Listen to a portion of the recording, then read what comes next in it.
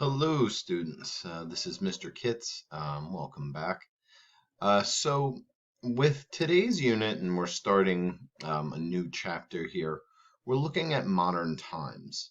And the thing about this chapter, and generally when we've done this chapter, is it's a challenging chapter because you have a number of different topics that are all kind of crammed into one sort of unit. Now, here's the interesting thing about this chapter. It should be a relatively easy chapter for most of you because this is generally the span of your lifetime. A lot of the stuff that we're going to be talking about today happens in your lifetime. Some of it doesn't, but at minimum, it's happening within the past, say, 30 years. So this time period, which is kind of from, say, the 1980s, the 1970s, 1980s, up into today, is really the most modern time period, and thus we get the name modern times. Okay, so we're looking at what events are really going to change the 20th century. So take a look at this. We have a political cartoon here. Now, when you look at this political cartoon, the title says, "At least our technology's evolving," right? So it shows the caveman, right? And he's got the stick, and now he's got the sword, and here he's got the machine gun. And then you can see at the end, he's carrying the missiles or nuclear weapons. And the concept here, "at least our technology is evolving," is really kind of a little bit of a shot as far as are humans actually evolving. So, we've gotten better with our technology, but have we gotten better as humans? Um, and that's been kind of the interesting theory here. Technology continues to advance, and you guys are steeped in technology. I mean, you have tons and tons of technology. In fact, you have a computer that you carry around in your pocket. It has your music on it. It has a phone on it. It has a computer on it. It has the internet on it. It has the ability to take pictures. It has the ability to take videos.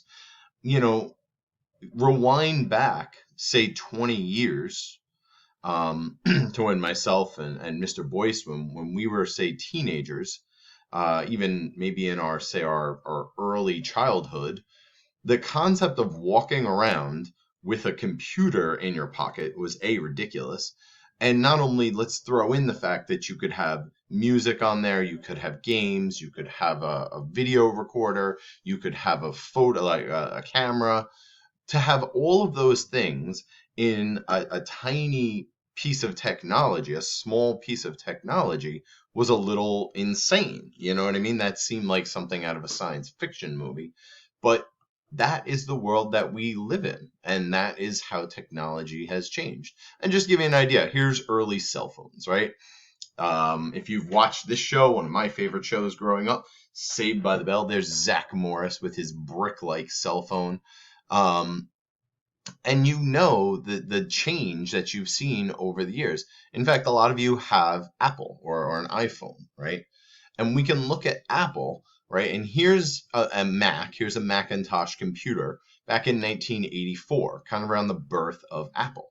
And here's the iPhone 11, right? Here's the change in Apple over the years, right? Over this 20 some odd year, 26-year period. Here is the change that you're seeing in technology. Computers at one point, when you talked about, say, a supercomputer, you were talking about a computer that could take up a room. Take your classroom, imagine you're sitting in your classroom again. Some computers could fill up the size of that room. There was a computer called IBM's Blue computer, which filled up literally the size of a room. Take video games, for example, right? This is one of my favorite things to do when I'm bored, right? When I was a little kid, or me and Mr. Boyce, when we were young, right? Here is Super Mario Brothers. And when this game came out, it revolutionized the industry. My goodness, a role-playing type of game. You're jumping, you're shooting fireballs. When Nintendo came out, it was the most advanced system in the world. And now we look at, say, the Xbox, right? The Xbox One. Look at the pictures, look at the graphics here. You would think that's actually Patrick Mahomes. You would think this is an actual play going on. Like you could throw on an NFL broadcast on a Sunday and it looks like this, right? So the pixelated sort of 16 or 8-bit, 16-bit graphics versus, what we have today where the graphics literally look like you are on the field or in that environment, right? So there's obviously major advancements.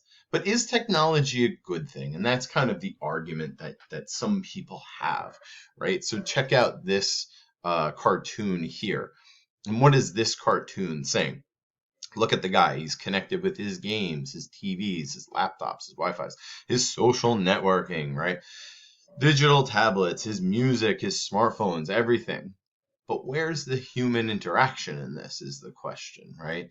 Do you get so lost with this idea of screens and social media and things of that nature? How much gets lost with human connection? How connected are you and can you be to other humans if you're constantly on a phone or on other sort of computer, tablet, or whatever else, right?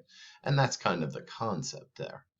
All right, so there was a couple of major things that happened. Now, one of them is the Green Revolution. This is a change in farming methods. Now, most fields, you can see the fields here, are green, right? We think of our green plants. We think of, broccoli and cabbage and all those things that you guys absolutely hate and Mr. Boyce loves, and, he's the healthiest dude I know. And the concept here, right, is Green Revolution. We got better at producing food. So rewind back, go back to the Industrial Revolution. Before we could industrialize, what did we need to get better at? We needed to get better at making food. And when we got better at making food, more people could survive, more people lived. And when more people live, that means you can have an advancement in your society. If you look at the population in the world, it has skyrocketed over the past couple of years, over the past, say, 100 years or so, because A, we've gotten better at healthcare, which we'll talk about in a second, and we've gotten better at producing food. We can sustain more people, okay? Now, computer information, when you look at computer information, the internet, and there's a really funny video that you're going to watch after you watch this video about America Online, right? And I remember being a kid, and when we were kids, me and Mr. Boyce, teenagers, you would go into your room or you'd go into wherever, and your my computer was in my living room, and you had a phone connection to your computer, right? So you had to dial up on the internet. You'd literally hear the phone boop, boop, boop, boop, boop, boop, boop, as it was dialing. You would hear it dialing up into the internet. It sounded like you calling somebody, ring, ring, ring, and then you would hear it connect. It would have this like, and it's a whole big thing. And I know you're probably enjoying the sound, whatever the things I'm making right now, sounds I'm making. But you used to dial up internet, and if you don't believe me, ask your parents, because I guarantee they'll tell you about dial up internet. And the worst part of dial-up internet is if you were online in the middle of a conversation or in the middle of doing a report or project or looking something up, all somebody had to do was call you and knock you off, and then you had to start the process all over again. Or if you were like my brother, who was annoying, you'd pick up the phone and hang it up just to knock somebody off the internet because they thought that was funny. And my brother used to think that was funny, and it's still not funny. So internet has changed dramatically. Things like Wi-Fi, 5G, 4G, whatever, all the different various speeds of internet that we have today.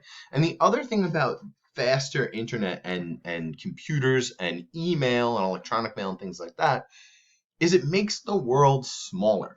It brings things together, right? When I was a little kid and you had to say call California, you would have to call long distance. Okay, so you'd have to, talk to your parents, and, long distance was free after like whatever 6 p.m. or something. So you'd make your phone calls later in the day because your parents would get mad if you didn't. Today, you can call California, you can call Alaska, you can call Hawaii, it doesn't matter.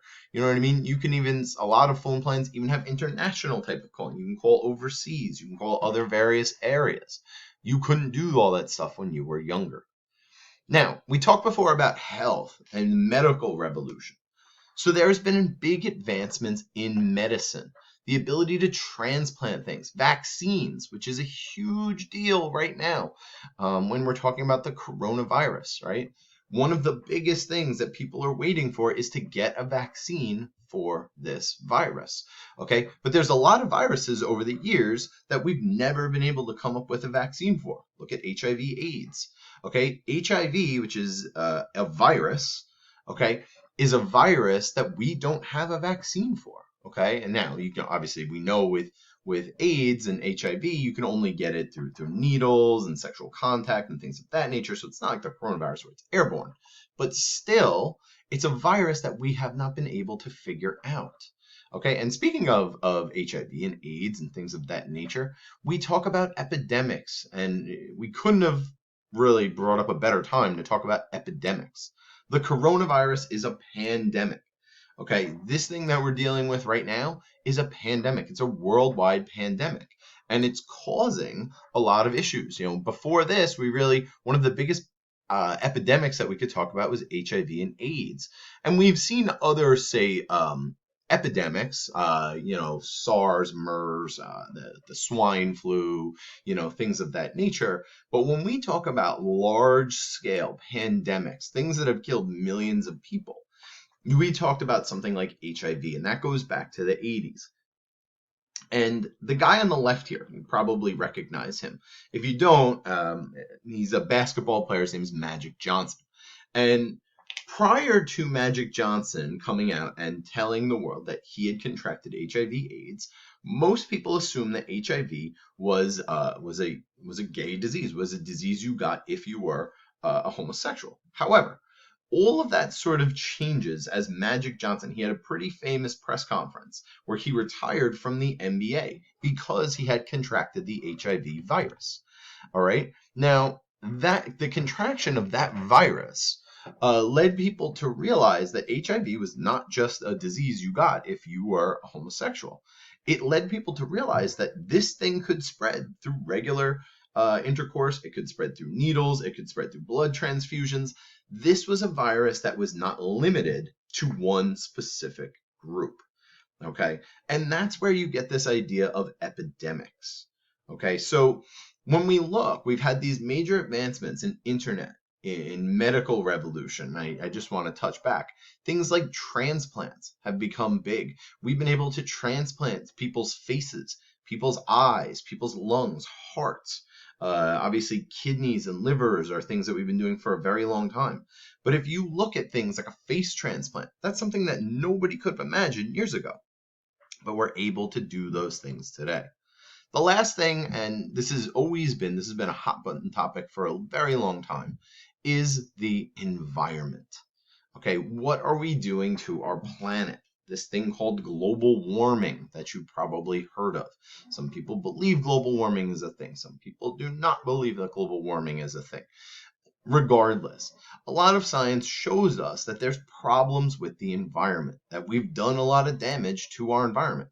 And a lot of that has to do with the Industrial Revolution and the fact that we pollute a lot, right? And that's been part of the issues going into the 21st century. Okay. Here's a political cartoon, right? Here's the Earth is at the doctor's office. You're running a fever, take 2 aspirins and lay off the carbon dioxide, right?